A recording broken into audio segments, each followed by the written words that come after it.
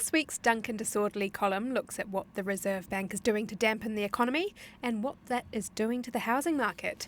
Duncan, now you're selling your house. How's it going? Badly. It's the worst possible time to sell, but circumstances have forced the sale. But the market was pretty slow and flat, but the Reserve Bank's decision last week I think has shocked people. Like, they've seen interest rates go up before, but to put a 0.75 basis points on it has killed the market. I mean, the market was dying, and this put in the old euthanasia shot to it. I think the market's dead. We had two open homes at the weekend, Saturday and Sunday. One person turned up on Saturday, no one on Sunday. It can be demoralising, running around the house, getting it all tidied up, putting in all those hours, and no one shows. And the real estate agents say, oh, well, it's okay, we had 6 last week. And don't mislead us. The market's flat. We know it is. The numbers of days to sell has now gone to 44 from 22, so it's already doubled and probably go further. It's having all sorts of impacts on people,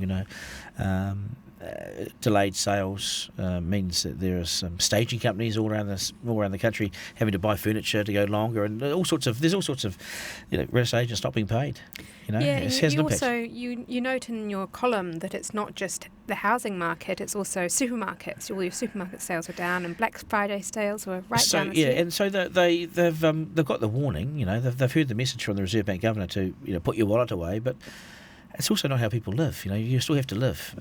So the Black Friday sales are down 8%. I was confused about Black Friday sales anyway, because why promote sales when the country is saying don't do big sales and don't buy things, and it's going into Christmas, and how do you not buy things? And I think it's a very confusing time for New Zealanders. Do you spend or do you not spend? Do you save or do you not save? Now, you say it does seem wrong to be orchestrating this recession when there's going to be job losses, probably, but you also say it's the pain we need despite the blunt tool being used. Yeah. Can you explain this a bit further? Well, if we're going to get rid of inflation, we need to get rid of it somehow. We need to at least reduce it, so we need to see it come back. So the way to do that is to make sure that people have less money in their pockets to spend, so it goes on the mortgage.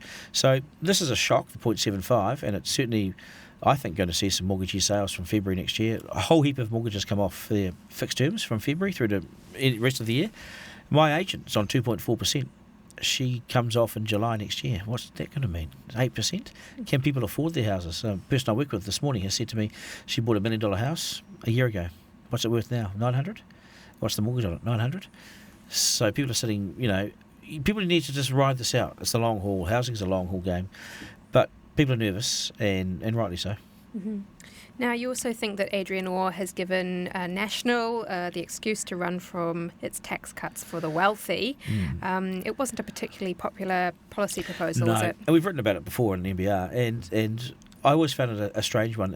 In these times of economic need for those in the middle and at the bottom, that National would continue to promote tax cuts for those that earn the most. It's just, now's not the time. It doesn't feel right, doesn't look right, doesn't smell right, isn't right. And, well, they were able to get rid of those pretty easily because Adrian Orr said so. So they managed to hide behind that Reserve Bank and hide behind Labor's incompetence around it to get away with it. But they've dumped their major policy platform, which was it's the one lolly for those that vote for National, the higher income people. That's their lolly gone. But they'll still vote National. What's the other option? Winston? No. You did note that Winston has come out saying something this week on the back of his well, this is how toxic I think the Labor brand has become around the economy. People are doing it hard. And people who've never lived in these sort of economic times, they haven't seen interest rates go up this fast, this quickly. They've also enjoyed low interest rates for a very long time, and they forget about that. But people are getting the shock of this now, and Winston has realised that sort of how toxic it is on Labour's side. So for the first time in all the years I've been covering him, he's actually pinned his tail to the donkey and said, I will not be going with Labour. Now, what that means, I don't know, because it's Winston, but you'd have to think that it means going with National, although you can never say never with Winston. So he's in a battle now with ACT to become National's coalition partner. It may be that National does a deal with Winston, because he costs money, and you get ACT for free, so you have a coalition then. And they support from the crossbenchers. I don't know, but the talk is now on the right. Mm-hmm. Yeah, you conclude the column with saying that the tide has really shifted towards National this week. Well, it has on the back of the economic news. And the economic news confirmed that we're in crisis, we're facing a recession, we're orchestrating one, which always feels a bit uneasy to orchestrate recessions, because if you orchestrate recessions, you orchestrate job losses, because you're contracting an economy over two quarters, which means that jobs are lost. Because economic activity goes backwards, that's a recession. So it sits uncomfortably with me. I haven't heard it before. We're orchestrating a recession. I can understand orchestrating slowdowns, but a recession, it's quite significant. So National is sitting in the seat of power, effectively, because, as Bill Clinton said, it's always the economy. It's the economy, stupid, and it is. If people's lives, their livelihoods, their hopes, their ambitions, everything's tied to the economy, and the tide has shifted. Yeah, National's in the box seat. Duncan, thanks for your time. You're welcome.